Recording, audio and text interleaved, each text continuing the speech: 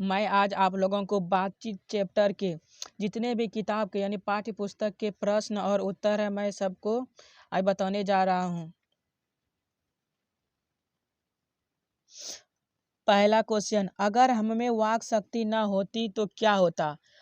Question है कि अगर हमें वाक शक्ति यानी बोलने का शक्ति नहीं होता तो क्या होता। उत्तर, हमें वाक शक्ति ना होती, यहाँ पे होती लिखा गया, होती होगा, यहाँ पे होती होगा, तो मनुष्य क्या होता, गूंगा होता। अगर हम लोगों को वाक शक्ति नहीं होता तो मनुष्य गूंगा होता, वो या मूक बाधिर होता है, यानी गूंगा और बहरा होता। मूक बाधिर का अर्थ होता है गूंगा और बहरा।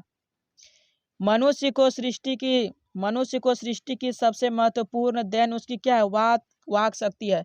सृष्टि की सबसे महत्वपूर्ण देन क्या है, वाक शक्ति है। वाक शक्ति के कारण वह समाज में क्या कर सकता है, वार्तालाप यानी किसी दूसरे से एक दूसरे से गप कर सकता है। वह अपनी बातों को अभिव्यक्त करता है। बातचीत के माध्यम यानी वाक शक्ति के माध्यम से वह अपने अंदर के बातों को किसी दूसरे के सामने अभिव्यक्त यानी प्रकट करता है। यह ईश्वर द्वारा दी हुई क्या, यह ईश्वरीय या ईश्वर द्वारा दी गई अनमोल रत्न या कृति है।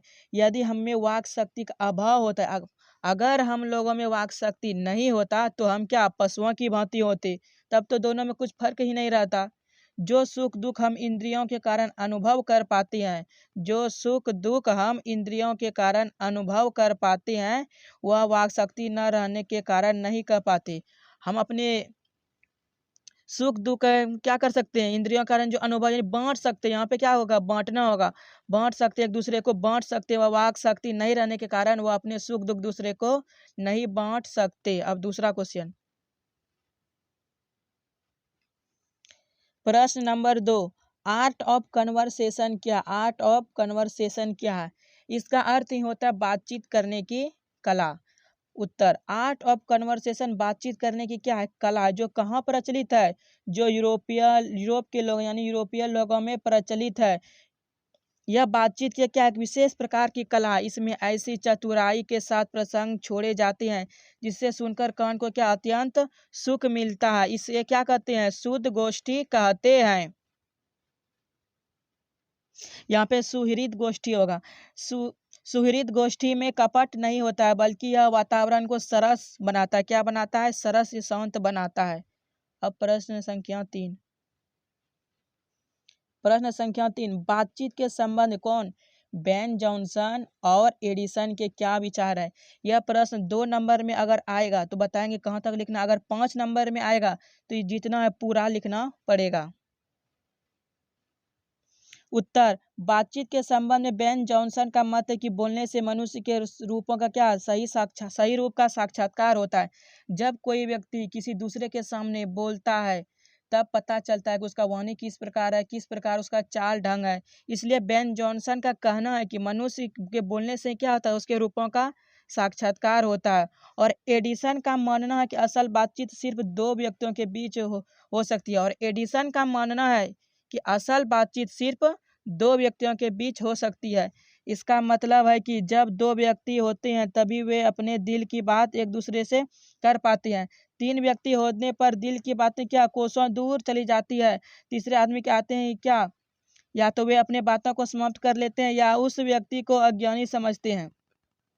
जिस प्रकार गर्म दूध और ठंडा पानी का बर्तन सटाकर रखने से दूध का बर्तन ठंडे पानी के बर्तन को गर्म कर देता है, ठीक उसी प्रकार से कोई पास बैठा व्यक्ति हो तो उसका असर उस 2 व्यक्तियों के बातचीत पर पड़ता है।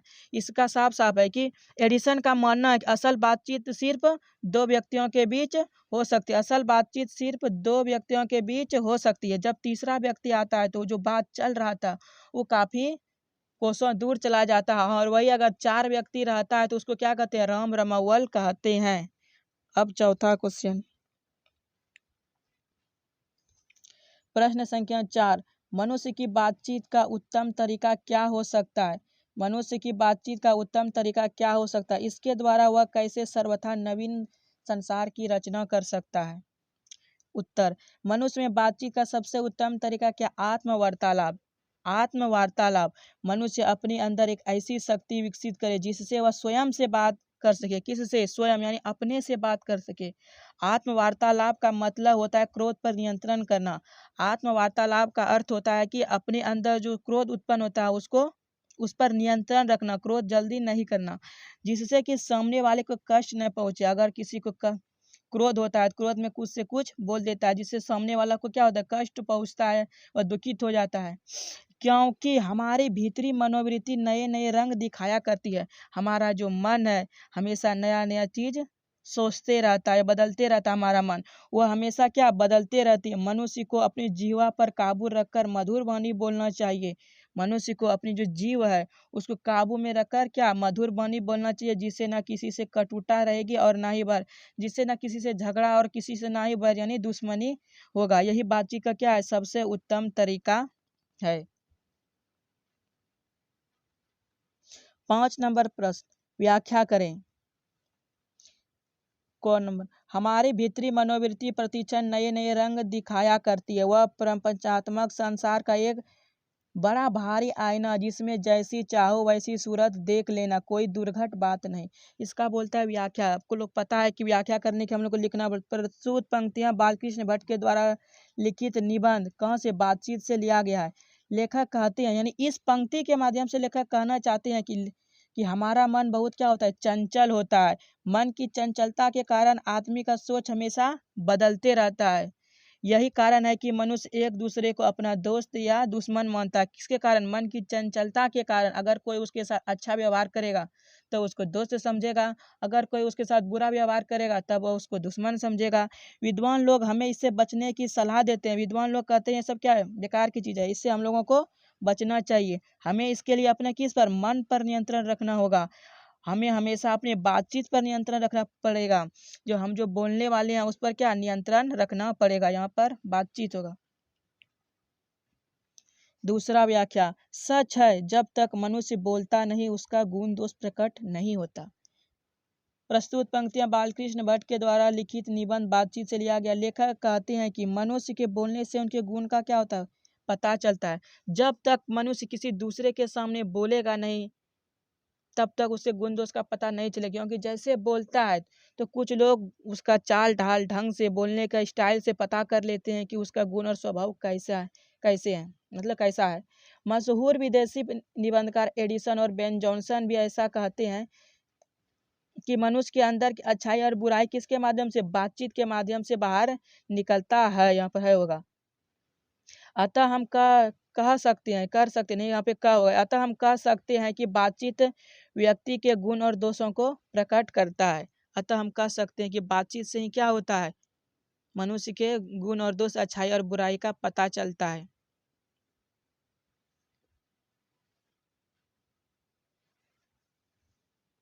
सारा क्वेश्चन हो गया और सारांश भी पूछे जाते हैं एग्जाम में। तो जिसने नहीं देखा है तो मेरा पिछला वाला वीडियो को देख